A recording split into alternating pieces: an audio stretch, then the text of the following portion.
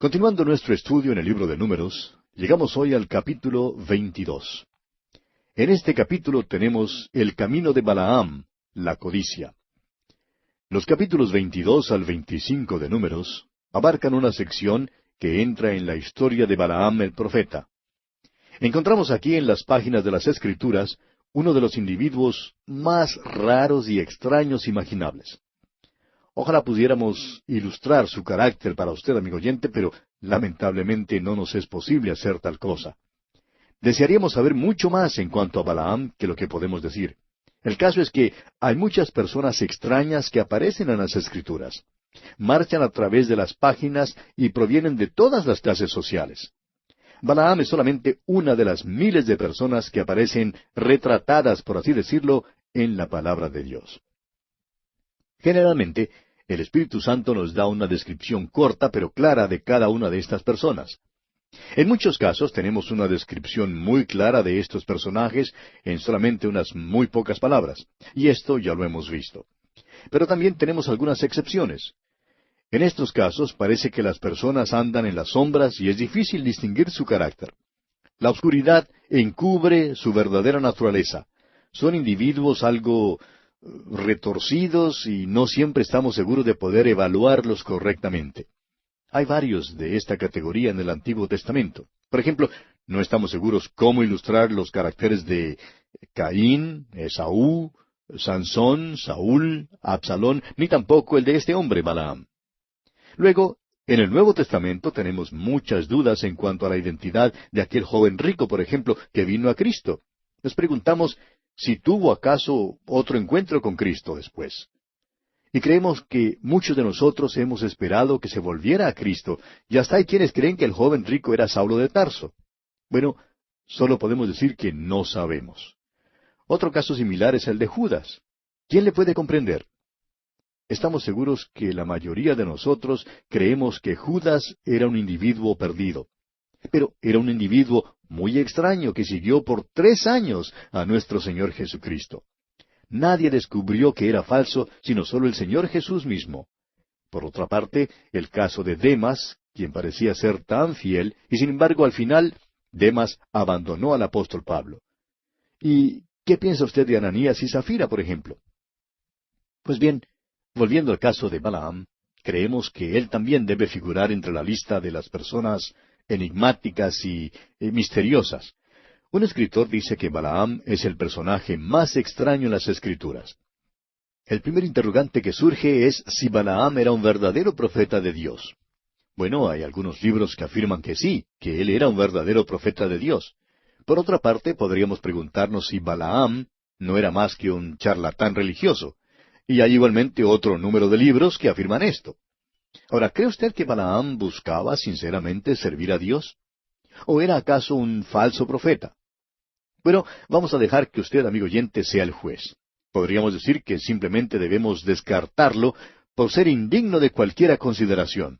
Pero debemos decir que la palabra de Dios le confiere cierta importancia.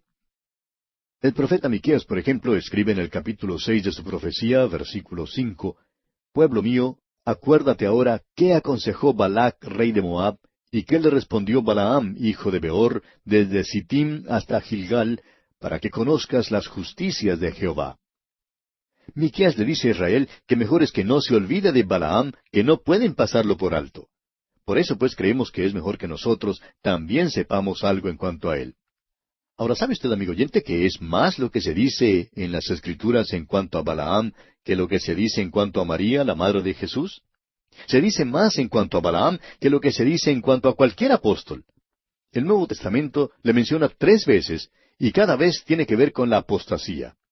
El apóstol Pedro, por ejemplo, en su segunda carta, capítulo 2, versículo 15, hace una referencia a Balaam y dice que los que se apartan del camino recto están siguiendo el camino de Balaam. En la Epístola Universal de San Judas Apóstol, versículo 11, hay otra referencia a los que por lucro se lanzan en el error de Balaam. Y en Apocalipsis, capítulo 2, versículo 14, tenemos una advertencia en cuanto a la doctrina de Balaam. Y queremos que usted, amigo oyente, se fije bien en estas 3 declaraciones en el Nuevo Testamento relacionadas con este hombre. Y ahora estudiemos la palabra de Dios para ver lo que dice en cuanto a él. Este Balaam era madianita. Era profeta de mucha fama, pues obtenía buenos resultados. Ahora, ¿era verdadero? Bueno, no pensamos contestar esa pregunta todavía. Necesitamos esperar antes de evaluarlo. Pero vamos ahora a leer acerca de él, acerca de este extraño personaje llamado Balaam. Leamos los versículos 1 al 3 de este capítulo 22 de Números. Partieron los hijos de Israel y acamparon en los campos de Moab junto al Jordán, frente a Jericó.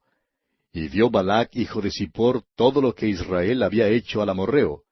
Y Moab tuvo gran temor a causa del pueblo, porque era mucho. Y se angustió Moab a causa de los hijos de Israel. Observe usted la situación. Israel está listo para entrar en la tierra prometida, y ahora se presenta este asunto en cuanto a Balac, rey de los moabitas. Balac había visto lo que había acontecido a los amorreos y a Og, rey de Basán. Se estaba preguntando lo que debía hacer en cuanto a los israelitas. Francamente, él no sabía si debía atacarlos o qué era lo que debía hacer. Por tanto, decidió contratar los servicios de este profeta. Leamos pues los versículos 4 hasta el 6. Y dijo Moab a los ancianos de Madián: Ahora lamerá esta gente todos nuestros contornos, como lame el buey la grama del campo. Y Balac, hijo de Zippor, era entonces rey de Moab. Por tanto, envió mensajeros a Balaam, hijo de Beor, en Petor, que está junto al río en la tierra de los hijos de su pueblo, para que lo llamasen, diciendo: Un pueblo ha salido de Egipto, y he aquí cubre la faz de la tierra, y habita delante de mí. Ven, pues ahora te ruego, maldíceme este pueblo, porque es más fuerte que yo. Quizá yo pueda herirlo y echarlo de la tierra, pues yo sé que el que tú bendigas será bendito, y el que tú maldigas será maldito. El rey Balac se encontraba en una condición triste. Quería saber exactamente lo que debía hacer. Por eso mandó a buscar a Balaam, y al parecer, Balaam era un profeta bien conocido en toda esa tierra. Bueno, Balac le contrató para venir y maldecir a los israelitas, quienes habían llegado y habían acampado cerca de Jericó, junto al río Jordán, y por eso Balac quería expulsarlos de la tierra. Continuemos leyendo ahora el versículo 7 de este capítulo 22 de Números. Fueron los ancianos de Moab y los ancianos de Madián con las dádivas de adivinación en su mano, y llegaron a Balaam y le dijeron las palabras de Balac. El rey Balac envió mensajeros a Balaam para que le hicieran esta proposición. Es que este hombre Balaam tenía mucha fama. Los mensajeros vinieron cargados con dádivas como pago para el adivino. Balaam era un adivino, y veremos que en realidad él obtuvo sus poderes de Satanás. Pues bien, los mensajeros del rey Balac le dan su mensaje y le dicen que el rey le ofrece un precio muy bueno si cumple los deseos del rey. Continuemos ahora con el versículo 8.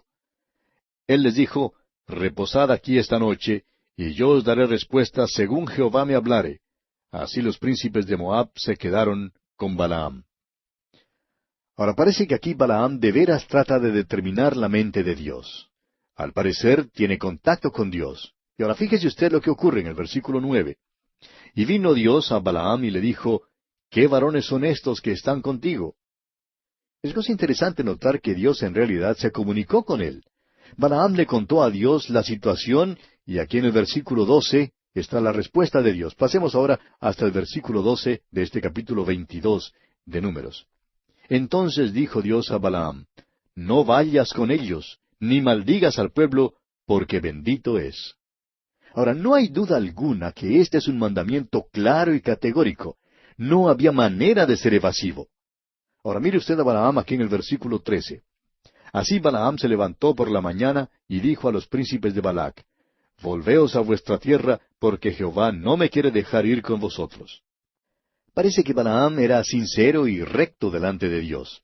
Ahora, si esta fuera el fin de la historia, pues tendríamos que pensar que esta era la verdad en cuanto a él. Pero el rey Balac era un tipo importuno. Leamos entonces los versículos 15 al 17 de este capítulo 22 de Números.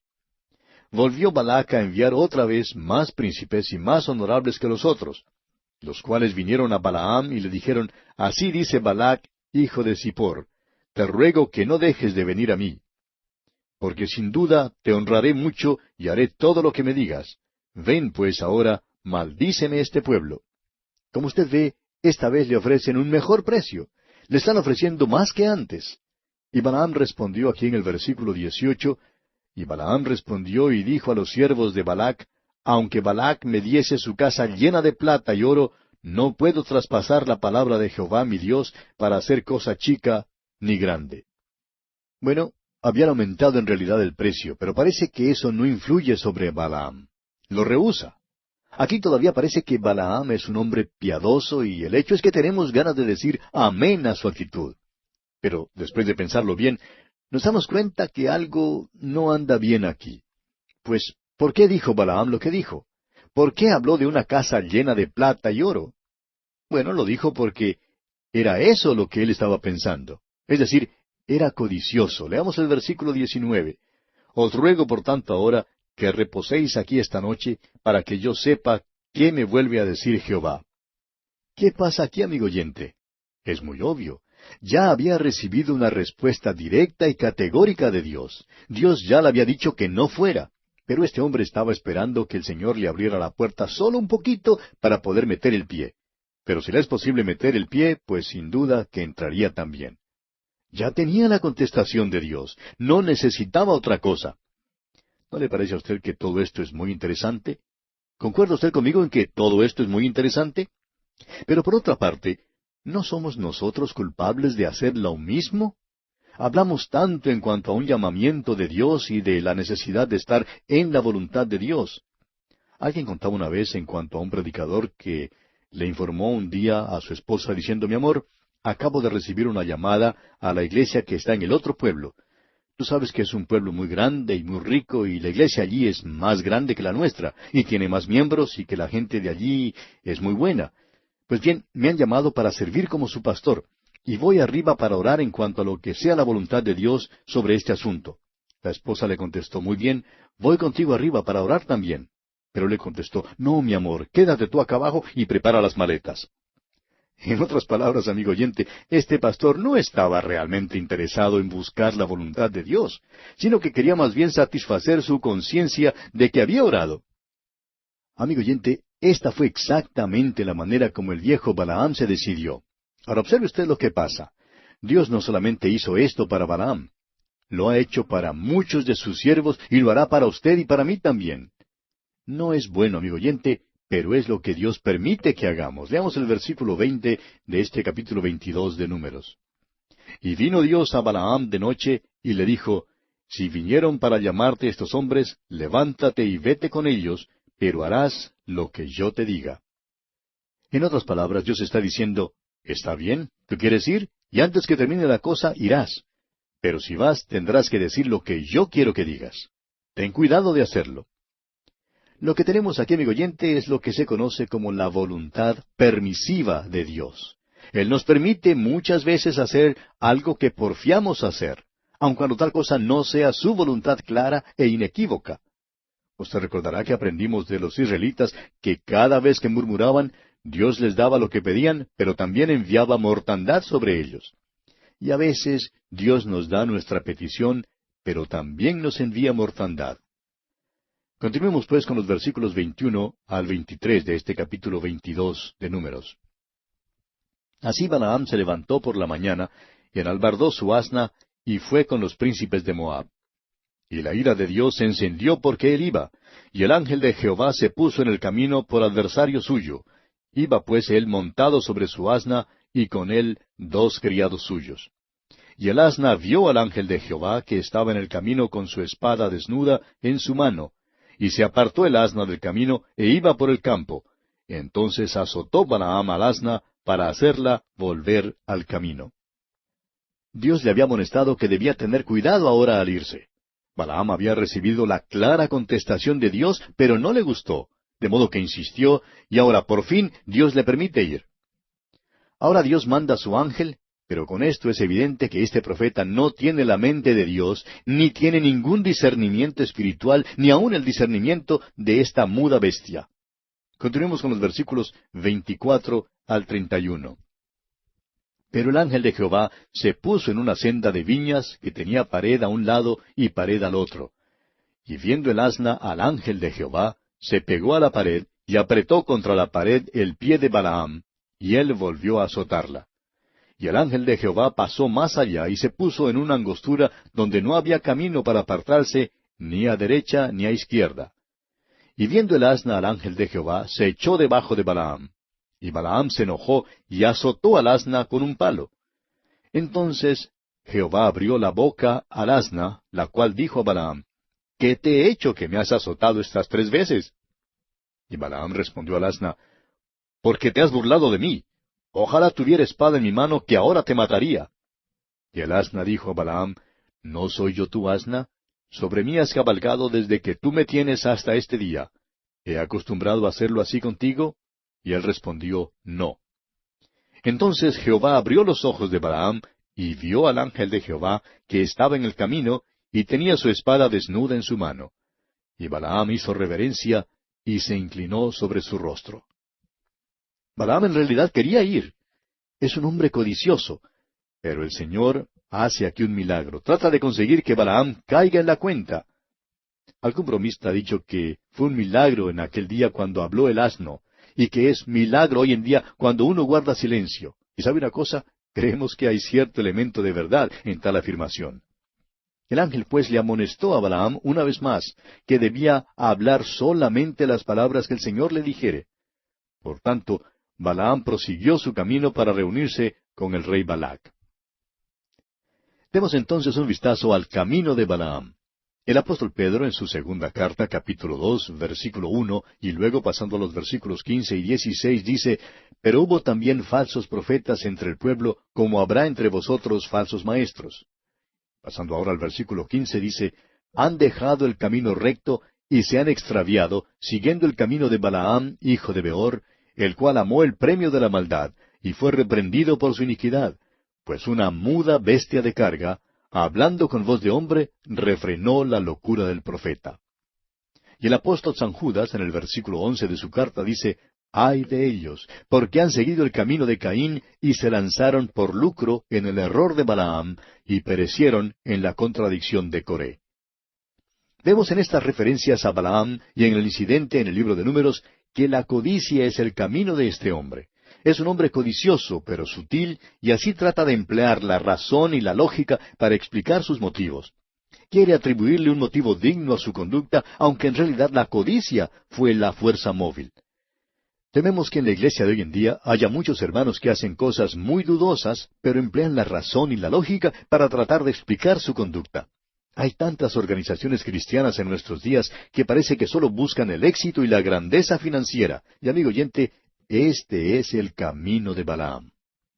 Bien, nuestro tiempo se ha agotado, amigo oyente, así es que tenemos que detenernos aquí. Continuaremos en nuestro próximo programa.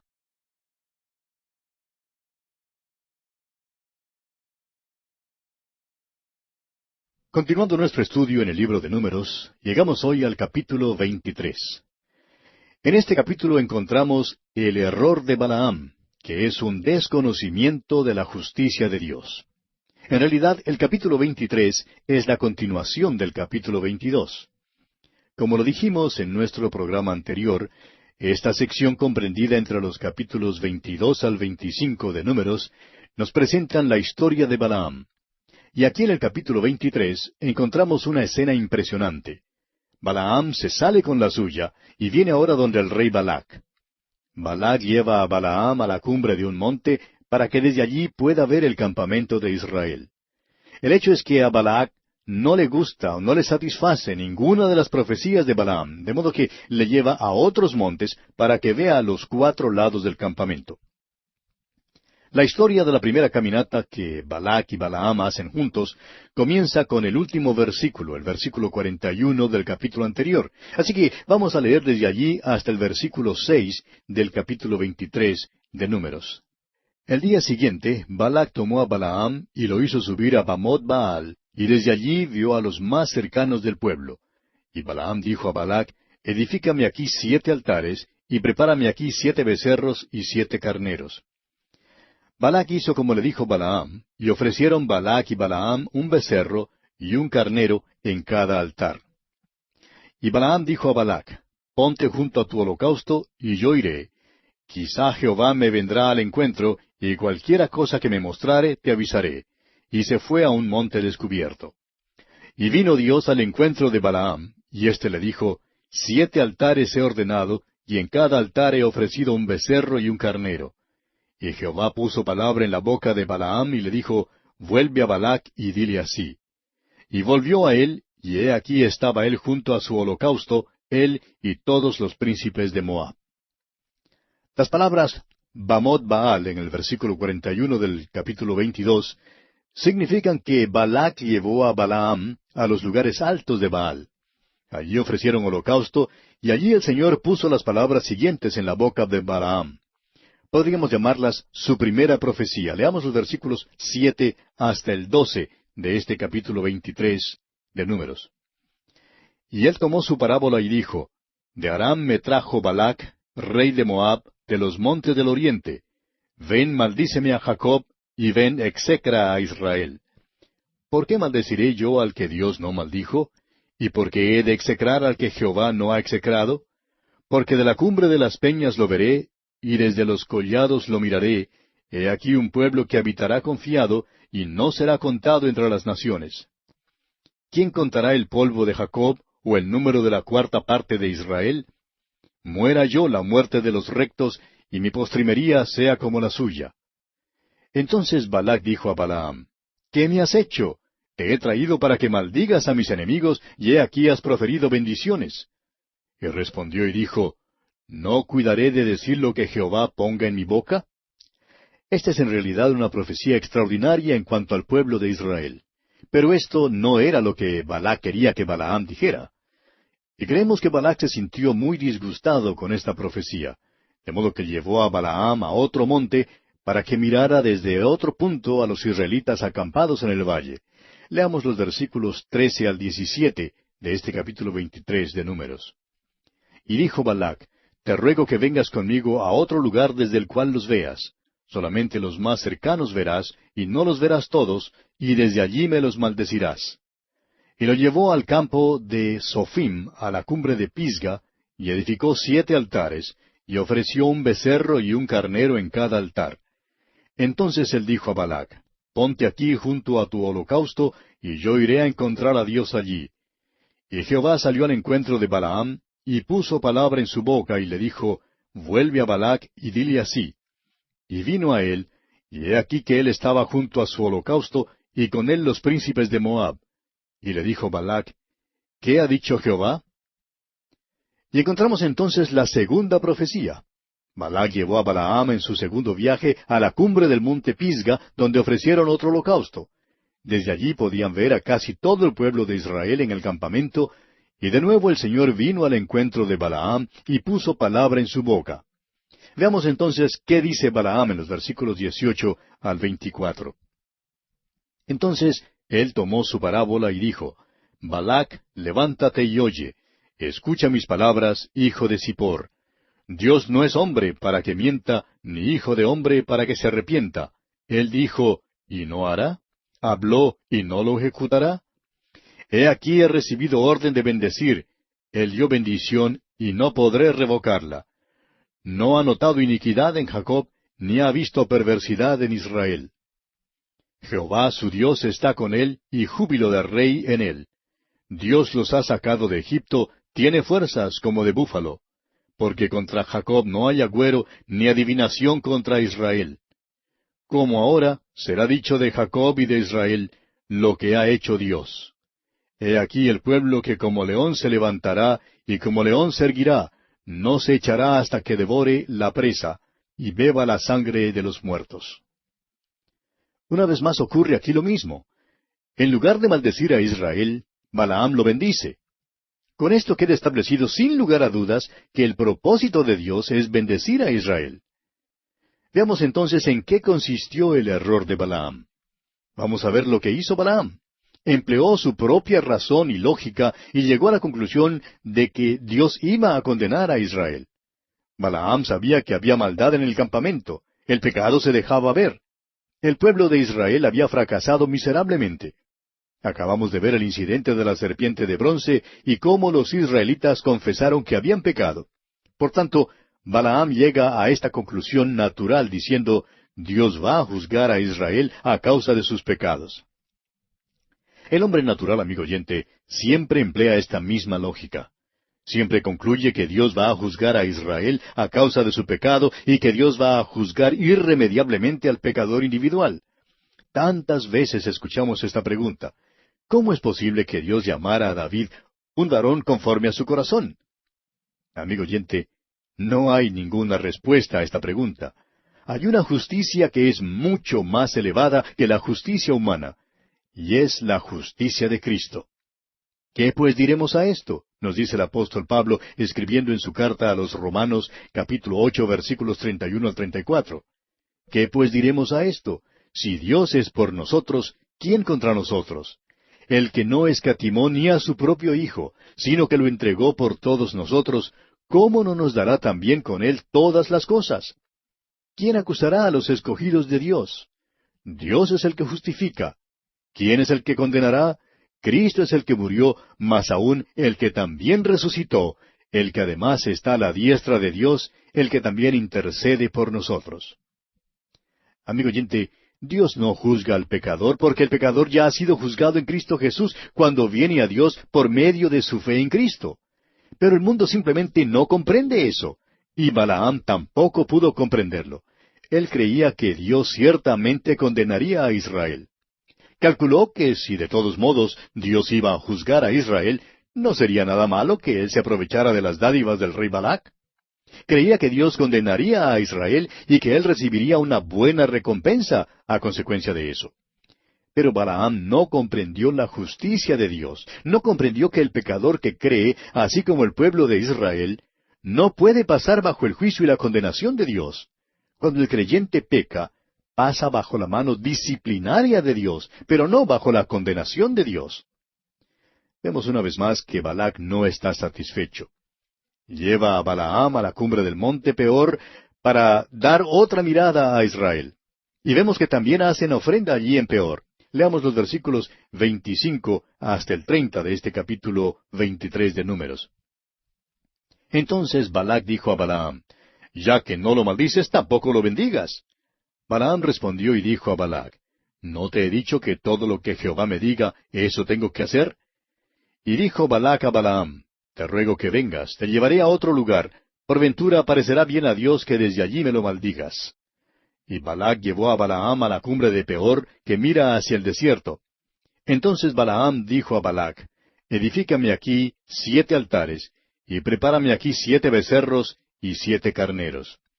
Y Balac hizo como Balaam le dijo, y ofreció un becerro y un carnero en cada altar.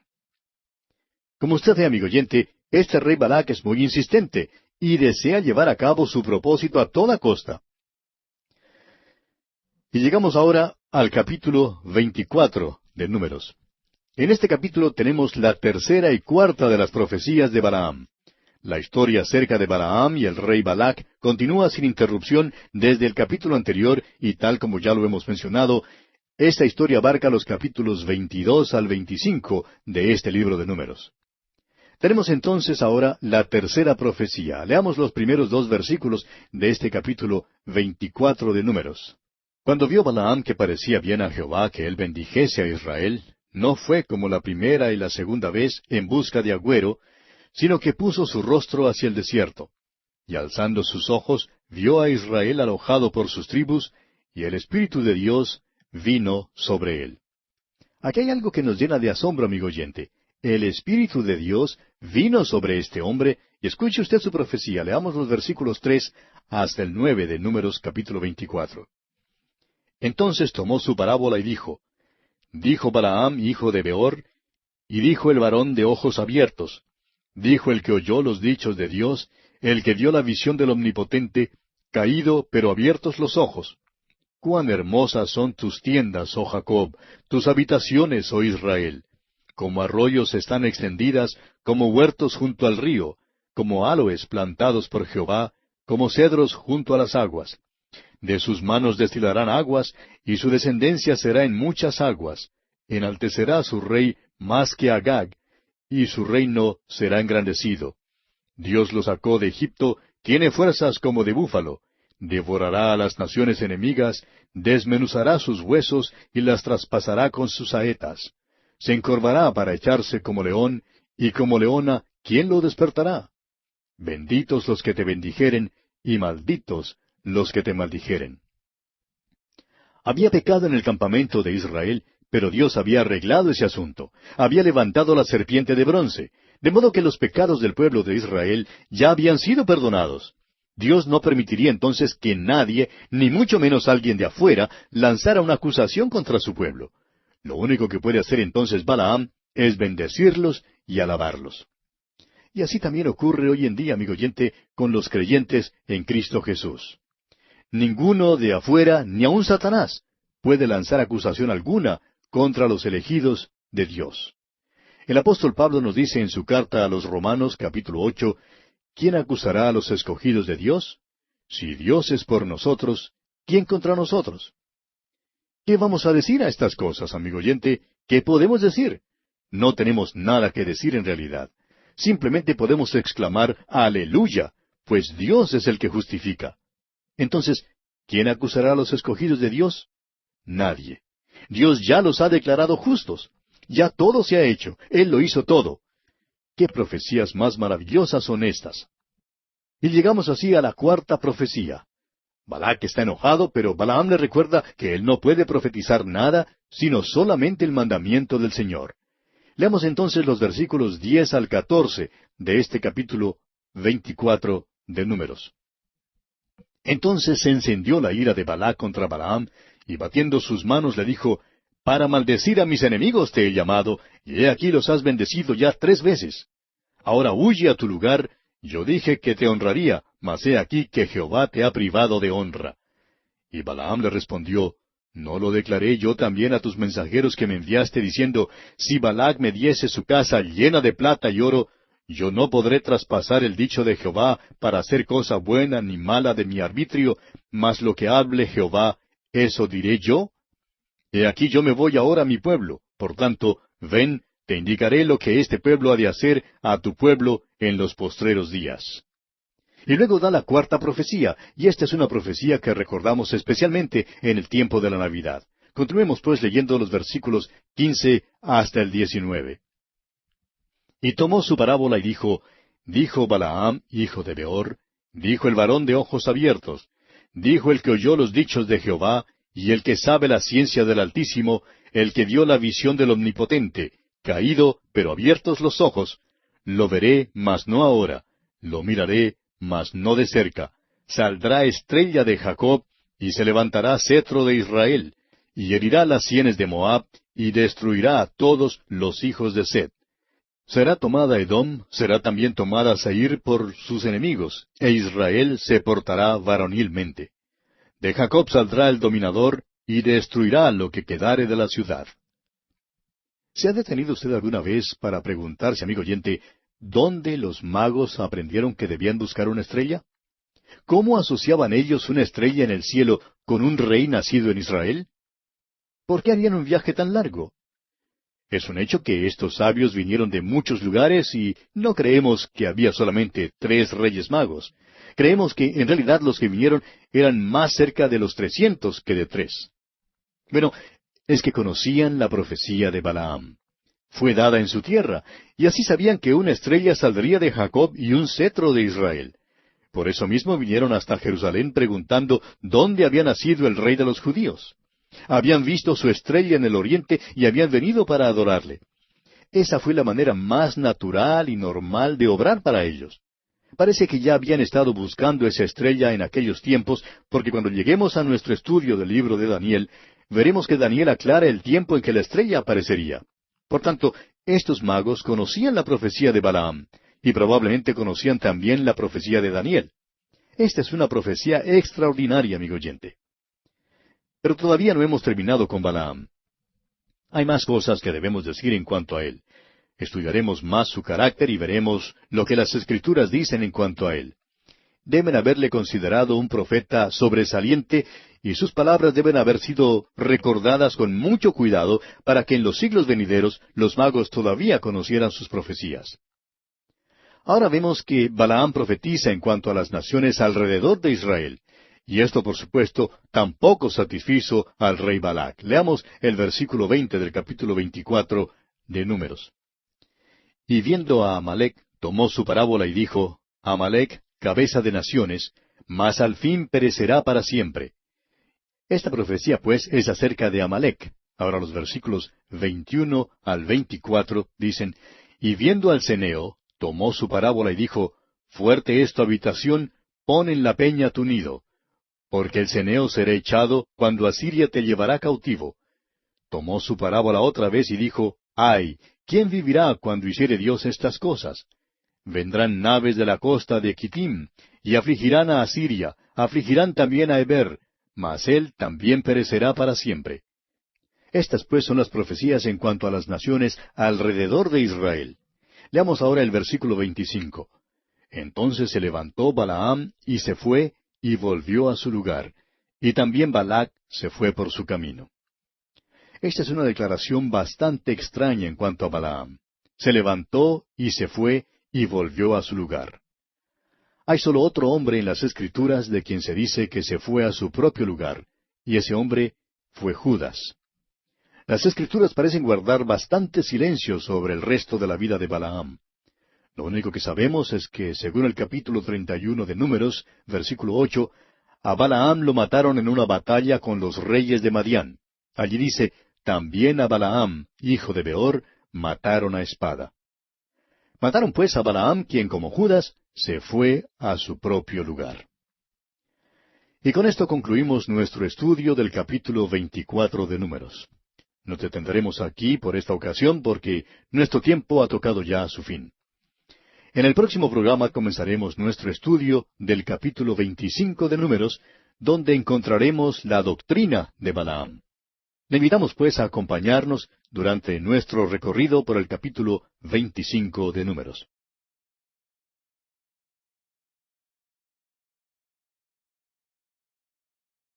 Continuamos nuestro estudio hoy en el libro de Números y llegamos al capítulo 25. En este capítulo 25 encontramos la fornicación de Israel con las moabitas y cómo el pueblo de Israel adopta la idolatría de los moabitas. Todo esto constituye la doctrina de Balaam. Este es el último de los 4 capítulos que narran la historia del extraño profeta llamado Balaam. En este capítulo 25 veremos la cosa más sutil y satánica en cuanto a lo que hizo este hombre Balaam. Hemos descubierto ya el camino de Balaam, es decir, el camino de la codicia. Buscaba el todopoderoso Señor dinero, y estaba dispuesto a sacrificar todos sus principios morales y espirituales para obtenerlo. Vimos también en la epístola de San Judas Apóstol acerca del error de Balaam. Y dijimos que su error consistió en no reconocer el hecho de que Dios podía declarar justos a los pecadores que confían en Él. Hay multitudes que se sientan en los bancos de las iglesias hoy en día, amigo oyente, y se paran en los púlpitos que tampoco reconocen el hecho de que Dios justifica a los pecadores. Dios declara justos a los pecadores si tienen una fe sencilla en Jesucristo. Apocalipsis 2:14 nos informa acerca de la cosa detestable que hizo Balaam. Dice allí, «Pero tengo unas pocas cosas contra ti, que tienes ahí a los que retienen la doctrina de Balaam, que enseñaba a Balac a poner tropiezo ante los hijos de Israel, a comer de cosas sacrificadas a los ídolos y a cometer fornicación».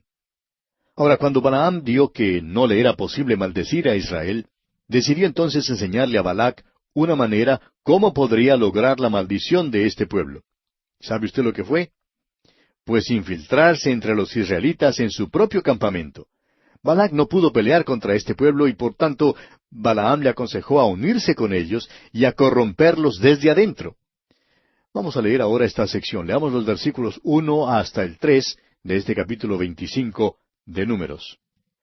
Moraba Israel en Sittim, y el pueblo empezó a fornicar con las hijas de Moab, las cuales invitaban al pueblo a los sacrificios de sus dioses, y el pueblo comió y se inclinó a sus dioses. Así acudió el pueblo a Baal Peor, y el furor de Jehová se encendió contra Israel. ¿Ya vio usted lo que pasó? Como Balaam se dio cuenta que no le era posible maldecir a Israel, Optó entonces por aconsejar al rey moabita a que entrara al campamento de los israelitas, que su pueblo se infiltrara con los israelitas, que se casara con ellos, y les hiciera adoptar la idolatría para desviarlos de su Dios. Estamos seguros que les dijeron a los israelitas que no debían ser tan estrechos o fanáticos, como dicen otros, en sus creencias religiosas. Insistieron en que ellos eran muy tolerantes. Convidaron a los israelitas a venir y a adorar con ellos. Pero lo interesante es que ellos nunca acompañaron a los israelitas en la adoración de ellos. Siempre es interesante notar el hecho de que aquellos que ostentan una teología liberal, que rehúsan aceptar las doctrinas básicas de la Biblia, son los que siempre quieren que el verdadero creyente venga a su bando y se ponga de acuerdo con ellos. Sin embargo, se jactan de su tolerancia, calificando al verdadero creyente como muy estrecho en su punto de vista o fanático.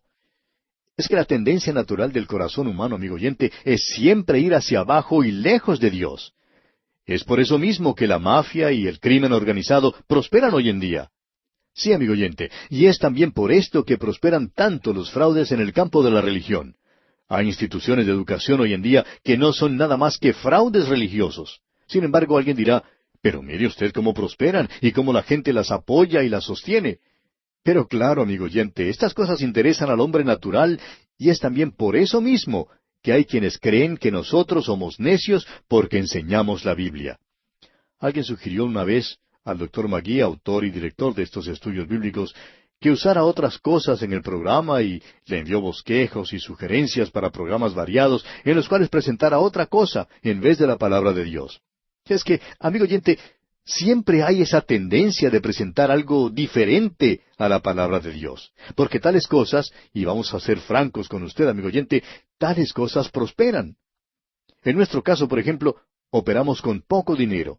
Alguien dirá, parece que el Señor nos está abandonando porque tenemos solamente lo suficiente como para funcionar y nada más. Pero no, amigo oyente, no es así. Simplemente es la forma como las cosas ocurren hoy en día. Pues bien, el viejo Balaam sabía que podía corromper al pueblo de Israel organizando un fraude religioso. Él sabía que podía interesar y causar que los israelitas se volvieran a la adoración de Baal. Y eso fue exactamente lo que pasó. Continuemos con los versículos 4 y 5 de este capítulo 25 de Números. Y Jehová dijo a Moisés, toma a todos los príncipes del pueblo y ahórcalos ante Jehová delante del sol, y el ardor de la ira de Jehová se apartará de Israel. Entonces Moisés dijo a los jueces de Israel, matad cada uno a aquellos de los vuestros que se han juntado con Baal Peor. Usted dirá que este es un remedio bastante extremo, y en verdad lo es. ¿Y sabe por qué, amigo oyente? Porque la enfermedad era fatal. Podía apartar a un hombre de Dios y enviarlo al infierno. Por eso Dios obró con misericordia para salvar a la nación de Israel. Veamos ahora los versículos 6 al 8. Y he aquí un varón de los hijos de Israel vino y trajo un madianita a sus hermanos, a ojos de Moisés y de toda la congregación de los hijos de Israel, mientras lloraban ellos a la puerta del tabernáculo de reunión.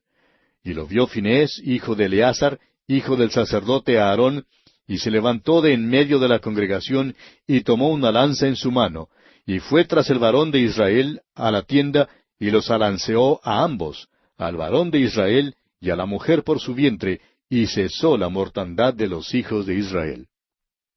Vemos aquí que aparece alguien sin escrúpulo alguno y viola abiertamente la ley de Dios, aun en medio de la mortandad que tal acción ya comenzaba a producir. Interviene entonces un hombre valiente y decidido, dispuesto a seguir a Dios, y según el versículo 8, debido a su acción, cesó la mortandad de los hijos de Israel. Pero pasemos al versículo siguiente, donde las cifras indican lo terrible que fue esta matanza. Versículo 9 del capítulo 25 de Números dice, y murieron de aquella mortandad 24,000. Como usted ve, amigo oyente, de esta manera Balaam consiguió maldecir a Israel. Esta es la doctrina de Balaam que entró en el campamento de Israel. Y el Señor nos dice en el libro de Apocalipsis que esa misma doctrina puede entrar en la iglesia y que hoy en día está en la iglesia.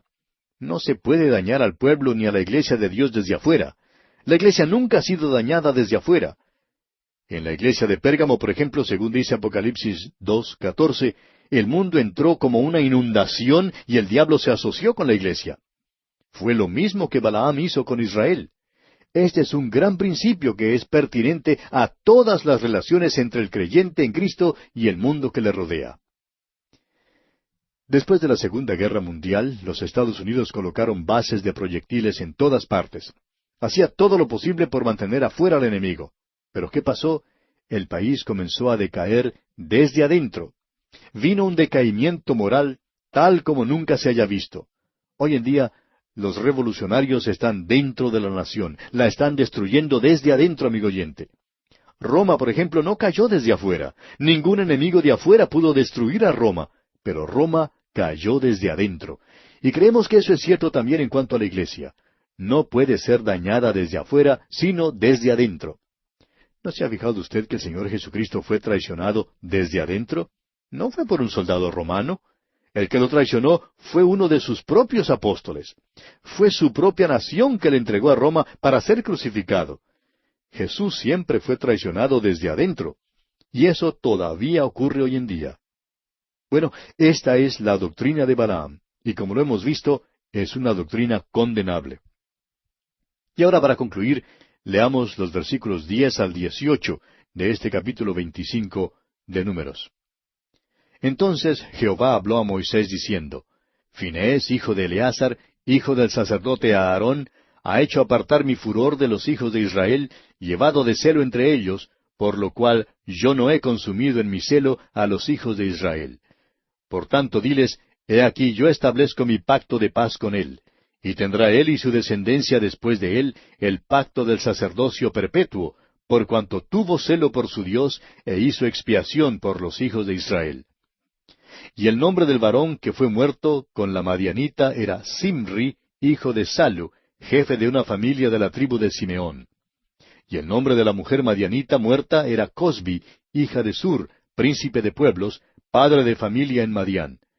Y Jehová habló a Moisés diciendo, Hostigad a los madianitas y heridlos, por cuanto ellos os afligieron a vosotros con sus ardides con que os han engañado en lo tocante a Baal Peor, y en lo tocante a Cosbi, hija del príncipe de Madián, su hermana, la cual fue muerta el día de la mortandad por causa de Baal Peor. Vemos pues aquí que el pacto del sacerdocio es establecido con Finehés, hijo de Eleazar, hijo de Aarón el sacerdote. El Señor le manda entonces a Moisés a hostigar a los madianitas y a darles muerte. Y así concluye este capítulo 25 de Números. Llegamos ahora al capítulo 26. En este capítulo 26 tenemos el censo de la nueva generación, es decir, de los nacidos en el desierto. Este es el principio de una nueva sección en el libro de Números. Tenemos aquí una nueva generación que se está preparando para entrar en la tierra prometida. Esta sección se extiende del capítulo 26 hasta el capítulo 36, o sea, hasta el final del libro de Números. Y pasaremos más bien deprisa por el resto del libro de Números. Tenemos aquí en el capítulo 26 de Números que el número de los israelitas ha descendido, debido a la gran mortandad acaecida al pueblo de Israel por su rebelión y pecado durante su marcha en el desierto. No vamos a tomar el tiempo para detallar el censo de cada una de las tribus, pero si usted lee todo el capítulo 26, notará que se ha reducido el total de los habitantes desde el primer censo. Por ejemplo, vemos el caso de los de la tribu de Rubén mencionados en el versículo 7 de este capítulo 26. Leamos. Estas son las familias de los rubenitas, y fueron contados de ellas 43,730. Ahora, si usted vuelve al primer censo allá en el primer capítulo, notará, según el versículo 21, que los contados de la tribu de Rubén fueron 46,500. Los contaron 40 años antes, cuando comenzaron su marcha en el desierto, y había 3,000 personas más que ahora. Si quiere puede ir pasando por la lista y notará que hay una reducción similar que se ve en todas las tribus. En el versículo 51 de este capítulo 26 de Números, por ejemplo, dice, Estos son los contados de los hijos de Israel, 601,630. Ahora, si lo comparamos con Números capítulo 1, versículo 46, donde dice que había 603,550, notamos que hay una pérdida neta de 1,820 habitantes en comparación al censo que se había efectuado 40 años antes. Usted recordará que Dios había dicho, fructificad y multiplicaos. Cuando Dios les estaba bendiciendo, ellos se multiplicaban. Pero su extravío por el desierto revela que estaban fuera de la voluntad de Dios. En lugar de crecer en número, decrecían. La vieja generación murió en el desierto, así como Dios les había dicho que morirían. Esa generación no podría entrar en la tierra prometida. Los versículos 64 y 65 de este capítulo 26 de Números dicen, y entre estos ninguno hubo de los contados por Moisés y el sacerdote Aarón, quienes contaron a los hijos de Israel en el desierto de Sinaí. Porque Jehová había dicho de ellos, morirán en el desierto, y no quedó varón de ellos, sino Caleb, hijo de Jefone, y Josué, hijo de Nun. Esta es ahora la nueva generación. Todos aquellos que formaban parte de la vieja generación, aquellos que eran mayores de 20 años cuando entraron en el desierto, han muerto. Dios no hizo responsables a los que tenían menos de 20 años. Y esto puede darnos alguna indicación en cuanto a la edad de la responsabilidad. ¿Cuándo se alcanza? No lo sabemos, y no queremos sugerir que sea a los 20 años, pero creemos que es una edad mayor que la que muchos de nosotros sospechamos que es. Esta es pues una nueva generación con la excepción de 2 hombres. Y vamos a conocer mejor a estos 2 hombres interesantes cuando lleguemos al libro de Josué. Y aquí concluimos el capítulo 26 de Números. Llegamos ahora al capítulo 27. En este capítulo 27 encontramos el lugar de la mujer bajo la ley y a Josué designado como sucesor de Moisés. Estamos en la sección final del libro de Números que hemos llamado Una nueva generación. Vimos ya que cuando se tomó el censo, Josué y Caleb eran los únicos que habían sido contados en el primer censo. En otras palabras, todos los que durante el primer censo tenían 20 años o más murieron en aquel período de 40 años. Fueron años duros y la vida muy difícil en el desierto y todos los mayores de 20 años perecieron. Tenemos entonces ahora una nueva generación y esta nueva generación tendrá también nuevos problemas. Es mucho lo que se escucha hoy en día en cuanto a la brecha entre las generaciones, y creemos que realmente esto se ha exagerado demasiado. Siempre ha sido difícil que una generación entienda a la otra generación porque cada generación enfrenta sus propios problemas particulares. Es muy interesante lo que alguien ha expresado en cuanto a esto de la brecha entre las generaciones de la manera siguiente. Cuando uno es joven, critica a la vieja generación, y al llegar a viejo, critica a la nueva generación. Y parece que así es la naturaleza humana, amigo oyente. Bueno, llegamos ahora al capítulo 27 de este libro de Números, y tenemos como tema aquí el lugar de la mujer bajo la ley. Este es un capítulo extraordinario porque presenta un nuevo problema. En realidad Moisés no sabía qué hacer. Tuvo que acudir directamente al Señor porque, según las leyes de las otras naciones, las mujeres simplemente no valían nada. El hecho es que las trataban como propiedades o enseres. Veamos entonces el versículo 1 que describe junto con los versículos 2 al 5 el problema. Vinieron las hijas de Zelofead, hijo de Efer, hijo de Galaad, hijo de Maquir, hijo de Manasés, de las familias de Manasés, hijo de José, los nombres de las cuales eran Maala, Noa, Ogla, Milca y Tirsa.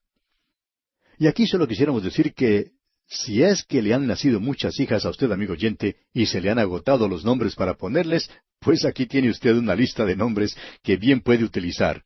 Vea usted, Maala, Noa, Ogla, Milca y Tirsa. Estas eran las hijas de Zelofead, aquí en este capítulo 27 de Números. Continuemos pues ahora con los versículos 2 al 5. Y se presentaron delante de Moisés y delante del sacerdote Eleazar, y delante de los príncipes, y de toda la congregación, a la puerta del tabernáculo de reunión, y dijeron, Nuestro padre murió en el desierto, y él no estuvo en la compañía de los que se juntaron contra Jehová en el grupo de Coré, sino que en su propio pecado murió, y no tuvo hijos. ¿Por qué será quitado el nombre de nuestro padre de entre su familia, por no haber tenido hijo? Danos heredad entre los hermanos de nuestro padre. Y Moisés llevó su causa delante de Jehová. Es fácil ver el problema. Este hombre, Zelofead, murió en el desierto. Tenía 5 hijas, pero no tuvo ningún hijo varón.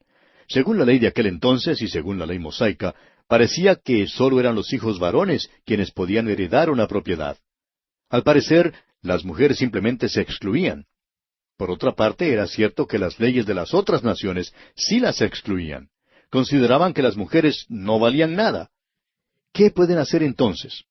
Bueno, estas hijas de Zelofead parece que eran bastante emprendedoras. Pero dejaremos el caso para considerarlo en nuestro próximo programa, Dios mediante, porque nuestro tiempo se ha agotado.